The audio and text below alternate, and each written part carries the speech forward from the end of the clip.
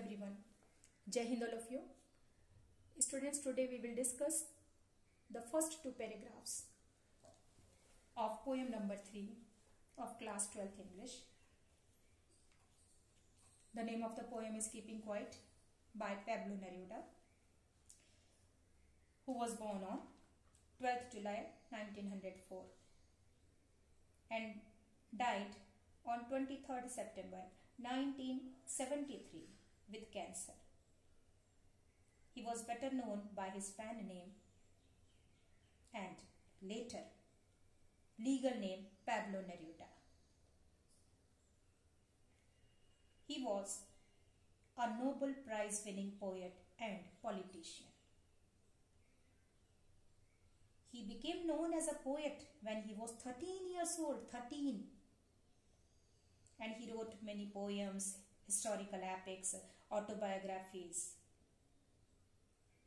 He wrote in green ink, which was his personal symbol for desire and hope. And this poem is originally written in Spanish. ये poem जो है वो Spanish में लिखी गई है वैसे. Now we come to the theme of the poem. Here the poet appeals for peace and harmony on the earth. यहाँ पे जो पोएट है सबसे अपने मन में 12 तक गिनने को कह रहा है, थोड़ी देर के लिए रुकने के लिए अपील कर रहा है, रिक्वेस्ट करता है और वो चाहता है कि हर कोई रुककर शांत हो.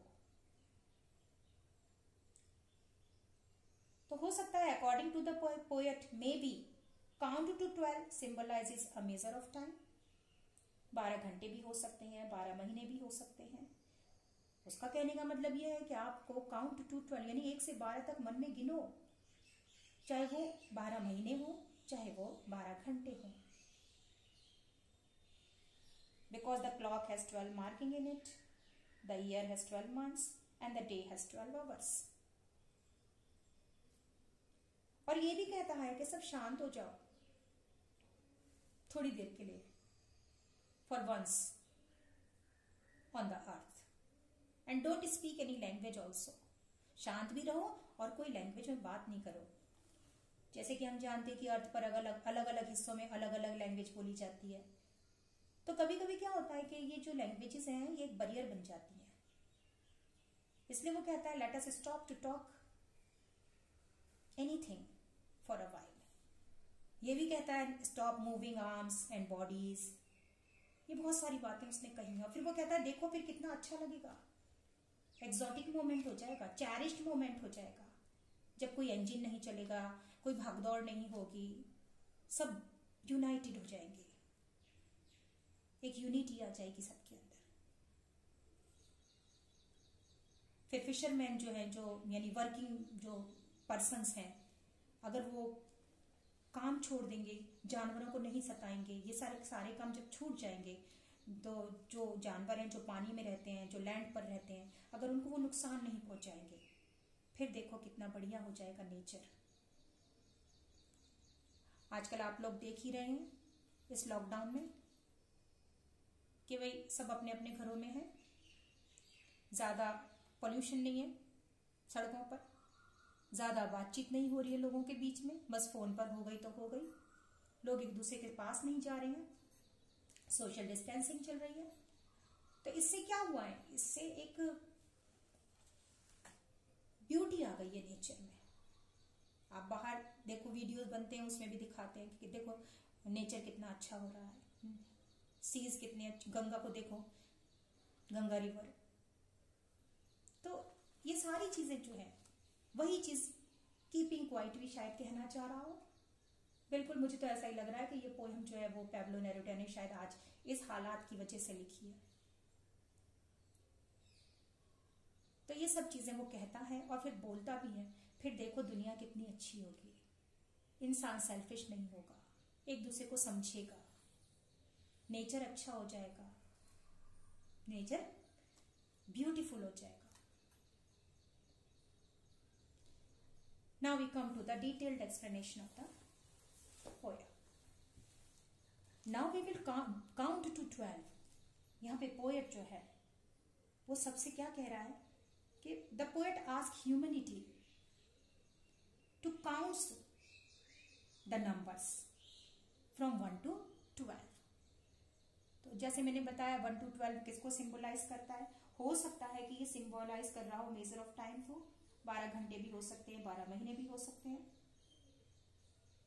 तो ये सब चीजें वो कह रहा है कि 1 से 12 तक गिनो अपने मन में। And we will all keep still, और वो रिक्वेस्ट करता है एवरीवन, सबको कह रहा है कि काम हो जाओ। He wants all of us to be calm without movement, still. Still means without movement. वो कहता है मूव मत करो, बिल्कुल शांत रहो, स्टिल रहो। For once on the face of the earth, एक बार, फॉर वंस करके तो देखो ऐसा। किस पर? इस धरती पर, on the face of the earth. Let us not speak in any language. अब यहां पे जो पोएट है वो क्या कह रहा है? He request everyone not to speak because language creates barrier between people. Languages क्या लाती हैं? रुकावट लाती हैं लोगों के बीच में।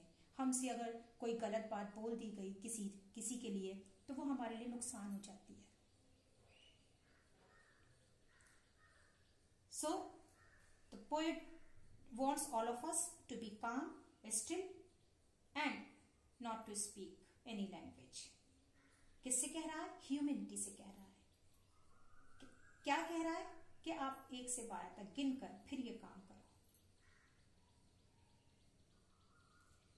क्यों होगा ये? करने से क्या होगा? क्योंकि people across the nation have to unite together. So they shall not speak their own language, rather they all shall keep quiet and speak the language of silence. This will bring humanity among all the humans on the face of the earth. Let us stop for 1 second. रुक जाओ थोड़ी देर के लिए, 1 second के लिए रुक जाओ। Poet कह रहा है ये बात, चलो करके तो देखें ये काम, रुक कर तो देखें। And not move our arms so much. और फिर कहता है कि not move our arms. Here the word arms, ये जो वर्ड है arms, इस वर्ड को actually by using the word arms he means to say that the weapons, arms means weapons which are used by different countries to rise a war against each other. So basically the poet demanding peace for all of us. तो वो ये भी कह रहा है कि अपने हाथों को मत हिलाओ, यानी जो वेपन्स यूज करते हो फाइटिंग के लिए, सिग्नल देने के लिए, आर्ग्यू करने के लिए, और एक दूसरे से वॉर करने के लिए, सब कुछ रोक दो। Not to move anything so much, it would be an exotic moment. फिर देखो कितना चेरिश्ड मोमेंट हो जाएगा। कैसा मोमेंट होगा? चेरिश्ड मोमेंट हो जाएगा, और एक्स्ट्रा ऑर्डिनरी मोमेंट हो जाएगा, और मेमोरेबल मोमेंट हो जाएगा। So the poet says that the moment of complete inactivity would be an extraordinary, memorable or cherished moment. Without rush, without engines. Without rush means भागदौड़, बिना भागदौड़ के। Without engines means फैक्ट्रीज हैं, machines हैं, ये सब अगर शांत हो जाएंगी, सब स्टॉप कर दी जाएंगी, stop working, so there will be no engines working. So here he wants to say that if everything comes to stand still, it will be a very different moment. If all the engines like the vehicles and machines stop, then there will be a sudden strange situation. We would all be together in a sudden strangeness. क्या कहा उसने? Poet कहता है कि अगर ये सारी चीजें खत्म हो जाती, अगर हम स्टॉप कर देते हैं सारी चीजों को, तो देखो कितनी सडन स्ट्रेंज सिचुएशन आ जाएगी। As the world will experience sudden calmness, people will not be in a rush to achieve material things one after another. तो कितना बढ़िया हो जाएगा, कितना मोमेंट जो है वो कितना अच्छा होगा। किसी तरीके की भागदौड़ नहीं, जल्दबाजी नहीं होगी, फैक्ट्री मशीन्स का शोर नहीं होगा, लैंग्वेज की कोई प्रॉब्लम नहीं होगी, रुकावट नहीं आएगी।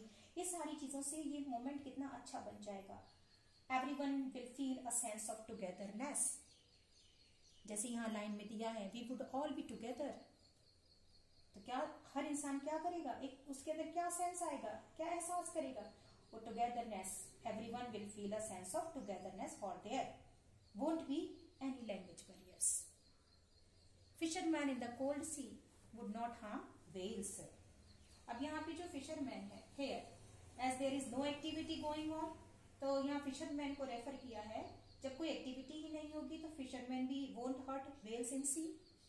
फिशरमैन भी काम नहीं करेंगे, सबका काम रुक गया है, मशीन्स भी रुक गई है, लैंग्वेज रुक गई है, सब शांत हो गई है। तो यहाँ पे जो ह्यूमन बीइंग्स है उसको कहा जा रहा है कि अगर वो जानवरों को नहीं सताएंगे, यहाँ here poet means to say that man won't hurt other animals living on earth, other on earth or in water for their selfish reasons, for their selfish reasons. तो वही चीज हो रही है जैसे कि अभी लॉकडाउन के समय में हो रहा है, जानवरों को भी कोई नुकसान नहीं पहुंच रहा। आप देखो सड़कों पर खूब दिखाई देंगी आजकल बर्ड्स, आपको दिखाई दे रही हैं, नेचर अच्छा हो गया है। सो सिमिलरली वो यही कहना चाह रहा है कि अगर जानवरों को भी हम नहीं सताएंगे, किसी का नुकसान नहीं करेंगे, तो सब बहुत बढ़िया चलेगा। And the man gathering salt would look at his hurt hands.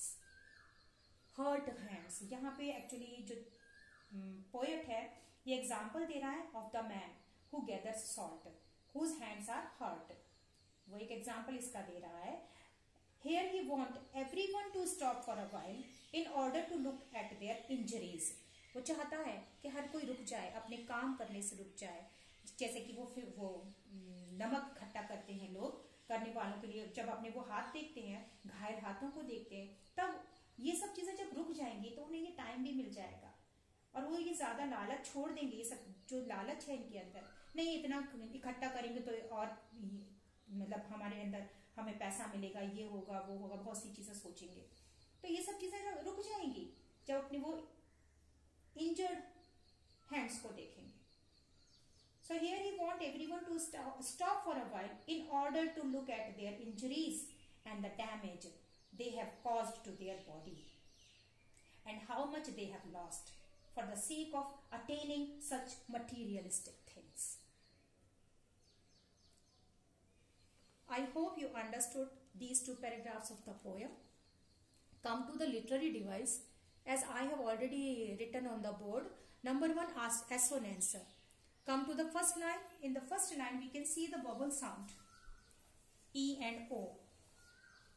So we can say that the literary device which is used on the first line is assonance, and sixth line also, not move our arms so much. This is also an assonance. Same thing, vowel sounds are used here. Next one, anaphora. Third and fourth line, anaphora, because these two lines are having the same word, let's. Means with the consecutive lines, we can say that these are two consecutive lines and the poet has used let's here. इससे पहले वाली poem में भी आपने देखा था anaphora का use किया गया था। Then last one is alliteration.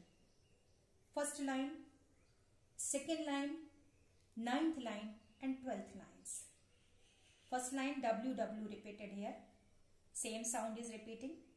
Second line also same sound repeating. Then sudden strangeness, same sound repeating. And his hurt hand, H H H, again the same sound is repeating here. So it is alliteration. Now your two paragraphs are completed. I will come back with part 2 in the next video. Thank you.